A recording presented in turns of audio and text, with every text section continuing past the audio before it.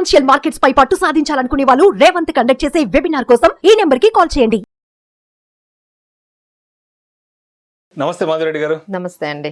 మాధవిరెడ్డి గారు, మార్కెట్ అంతా కూడా ఈ ఐపీఓల హవాతో కలకల్లాడుతోంది. అండ్ మరొక ఇండియాస్ బిగ్గెస్ట్ ఐపీఓ హుండై రాబోతోంది. మరి హుండై ఐపీఓకి సంబంధించిన కంప్లీట్ డీటెయిల్స్ ని మన ఆడియన్స్ కి తెలియజేయగలరు? సో హుండై ఐపీఓ ఇప్పటి వరకు వచ్చిన ఐపీఓస్ లో కంపేర్ చేసుకుంటే బిగ్గెస్ట్ అండి, ది బిగ్గెస్ట్ అని చెప్పొచ్చు. 28,000 crore ఐపీఓతో ఆల్రెడీ వాళ్ళు ఇష్యూ 15th October వచ్చిందండి. 17th October క్లోజ్ అయింది. బట్ రేపు మనకి 22nd October లిస్టింగ్ అవ్వబోతుందండి. సో చాలా ఎగర్గా అందరూ వెయిట్ చేస్తూ ఉన్నారు. సో వాళ్ళ ప్రైజ్, ఇష్యూ ప్రైజ్ అయితే 1865 నుంచి 1960 అనేది వచ్చింది. సో 2000కి అది లిస్ట్ అవుతుందా, 1950కి లిస్ట్ అవుతుందా, సో ఈ విధంగా అయితే అందరూ ఆలోచిస్తూ ఉన్నారు. బట్ అంతా అంటే ఈసారి ఈ హుండై ఐపీఓకి రీటైల్ పార్టిసిపేషన్ నుంచి, రీటైలర్స్ దగ్గర నుంచి అంత ఎక్కువ అంటే యాంగ్జైటీ అయితే కనిపించలేదండి, ఇంట్రెస్ట్ అనేది కనిపించలేదు. ఎక్కువగా ఇన్స్టిట్యూషనల్ ఇన్వెస్టర్స్, క్యూఐపీస్ దగ్గర నుంచి బాగా లిస్టింగ్ బాగా వాళ్ళు ఇష్యూలోకి వెళ్ళారు. కానీ బట్ రీటైలర్స్ కొంచెం అంత ఇంట్రెస్ట్ చూపించలేదు. దానికి కారణం ఏంటంటే వాల్యుయేషన్స్ చాలా ఎక్కువగా ఉన్నాయి. వాళ్ళకున్న ఈ పాస్ట్ ఎక్స్పీరియన్సెస్ కూడా కొంచెం వాళ్ళని దూరంగా పెట్టినట్టుగా మనకు కనిపిస్తున్నాయి. అయితే ఇప్పుడు గతంలో కూడా చాలా పెద్ద పెద్ద ఐపీఓలు మార్కెట్ లోకి వచ్చాయి, మార్కెట్ ని షేక్ చేస్తాయి అనుకున్నారు. ఎగ్జాంపుల్ గా మనం కొన్ని మాట్లాడుకుంటే అప్పట్లో ఎల్ఐసి చాలా పెద్ద సంచలనాత్మకంగా మార్కెట్ లోకి రావడం జరిగింది. తర్వాత అది చాలా డిజాస్టర్ గా కూడా చూసాము. తర్వాత పేటిఎం ఒకటి, తర్వాత రిలయన్స్ పవర్. సో ఏంటి అంటే ఇప్పుడు కూడా దీని మీద చాలా పెద్ద పెద్ద ఎక్స్పెక్టేషన్స్ ఉన్నాయి. కాబట్టి ఏంటి అసలు దీన్ని మనం ఎంతవరకు చూడొచ్చు అంటారు? సో బిగ్గెస్ట్ ఐపీఓస్ మేజర్ గా అయితే కొంచెం ఫెయిల్ అయ్యాయనే చెప్పొచ్చు. అంటే మన పాస్ట్ రికార్డ్స్ తీసుకుంటే మాత్రము మిగతా ఐపీఓస్ అంటే పక్కన పెడితే ఈ బిగ్గెస్ట్ ఐపీఓస్ అంటే లెట్స్ ఎగ్జాంపుల్ ఎల్ఐసి 21,000 crores తో వచ్చింది, పేటిఎం 18,000 crore ఇష్యూతో వచ్చింది, GIC 11,000 crores, SBI cards 10,000 crores, Reliance power 10,000 crores, Zomato 9,000 crores, coal India 15,000 crores. So ఇవి మనం ఇప్పటి వరకు బిగ్గెస్ట్ ఐపీఓస్. వీటికి మించి మన హుండై 28,000 crores తో రాబోతుంది. సో ఇవన్నీ ఇప్పటి వరకు జరిగిన బిగ్గెస్ట్ ఐపీఓస్ మనం చూసుకున్నట్లయితే బ్యాక్ ఒకసారి పాస్ట్ పెర్ఫార్మెన్స్ అంటే వాటికి వచ్చిన ఇష్యూ ప్రైస్ ఎంతకు వచ్చాయి, ఈ రోజు రీసెంట్ ప్రైస్ తీసుకున్నాం అండి, ఈ రోజు అని కాదు, రీసెంట్ ప్రైస్ ఎలా ఉంది అని చూసుకుంటే ఇప్పటికీ చాలా ఇష్యూ ప్రైస్ కన్నా తక్కువ ట్రేడ్ అవుతున్నాయి. సో ఎగ్జాంపుల్ ఎల్ఐసి ఉందనుకోండి 949 వాటి ఇష్యూ ప్రైస్ అయితే ఇప్పటికి అది 875 కొంచెం అదేనండి. అసలు 2 years నుంచి అది అలా స్ట్రగుల్ అవుతూ ఉంది. ఇప్పటికీ కూడా ఇష్యూ ప్రైస్ కి బిలోనే ఎల్ఐసి ఉంది. అలానే పేటిఎం అయితే 70% వరకు అవి డిజాస్టర్ గా అది కరెక్ట్ అయిపోయింది.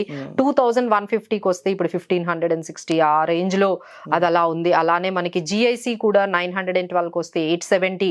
అలానే మనకి ఈ ఎస్బీఐ కార్డ్స్ కూడా 3% ఈ రోజు కూడా అవి ఇంకా రికవర్ అవ్వలేదంటే, అలానే రిలయన్స్ పవర్ మీరు చెప్పినట్టుగా అది కూడా ఇంకా అప్పటి ఇష్యూ ప్రైస్ కి ఇప్పటికి కూడా ఇంకా రికవరీ రాలేదు అంటే, సో బిగ్గెస్ట్ ఐపీఓస్ ఎందుకో మన దగ్గర అంతగా సక్సెస్ఫుల్ గా చూసుకోవాలంటే జొమాటో ఒకటి ఈ రోజుకి 100% ప్రాఫిట్స్ తో ఉందండి. సో వాళ్ళు మనకి బాగానే రిటర్న్స్ ఇవ్వగలిగారు. మేబీ అప్పుడు కొంచెం జొమాటో లిస్టింగ్ అప్పుడు కొంచెం ప్రాబ్లం వచ్చినా ఇప్పుడు అవి చాలా కవర్ అయ్యింది.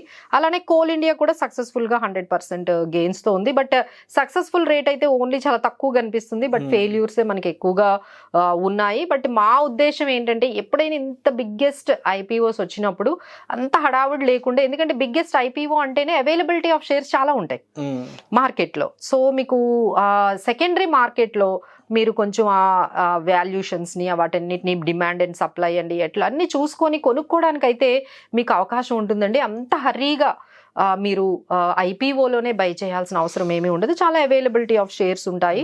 అండ్ లిస్టింగ్ తర్వాత సెకండరీ మార్కెట్లో కూడా మీకు చాలా అవకాశం వస్తుంది. సో వాటి లిస్టింగ్ బట్టి, ప్రైస్ బట్టి మీరు నెమ్మదిగా, అప్పుడు కూడా ఎల్ఐసి చాలా మంది అడిగారండి, అంటే మేడం ఎల్ఐసిలో మనము ఇష్యూకి అంటే ఇష్యూ ప్రైస్లోనే తీసుకుందామా, సెకండరీ మార్కెట్ అంటే మన మనం కూడా చాలా సార్లు చెప్పాం సార్, ఇంతగా మీరు ఐపీఓకి వెళ్ళి మీరు సబ్స్క్రైబ్ చేయాల్సిన అవసరం లేదు, సెకండరీ మార్కెట్లో కూడా చాలా ప్రైస్కి ఈజీగా దొరుకుతుందని చెప్పాం. సో అదే సేమ్ హ్యుండాయ్ కూడా చెప్తున్నామండి, మీరు ఏమీ కంగారు పడాల్సిన అవసరం లేదు. ఎవరైనా తీసుకోకపోయినా మీకు ఇంట్రెస్ట్ ఉన్నట్లయితే సెకండరీ మార్కెట్లో లిస్ట్ అవుతుందండి రేపు. మీరు కావాలి అంటే కొంచెం అబ్జర్వ్ చేయండి ప్రైస్ ని. రేపు మనకి అది ఇష్యూ ప్రైస్ అయితే 1865 నుంచి 1960 చెప్పారు. రేపు ఒకసారి అబ్జర్వ్ చేయండి మార్కెట్ లో లిస్టింగ్ ఎలా అవుతుందో. మీకు నిజంగా హ్యుండాయ్ ప్రైస్ ఇంట్రెస్టింగ్ గా అనిపిస్తే సెకండరీ మార్కెట్ లో ఒక్కసారి దాని ప్రైస్ యాక్షన్ చూసి మీరు నెమ్మదిగా ఎంట్రీ తీసుకోవచ్చు.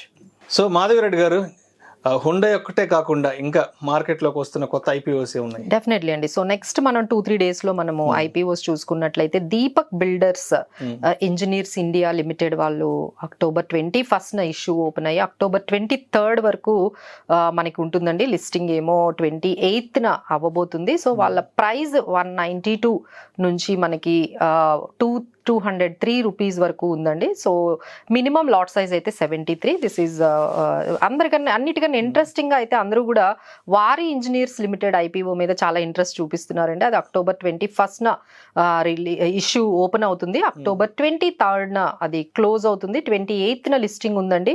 దాని ప్రైజింగ్ చూసుకుంటే 1427 నుంచి 1500 వరకు ఉంది. సో దాని మినిమం లాట్ సైజ్ అయితే అంటే మినిమం 9 షేర్స్ అయితే కొనుక్కోవాల్సి ఉంటుంది. ఆ తర్వాత గోదావరి బయో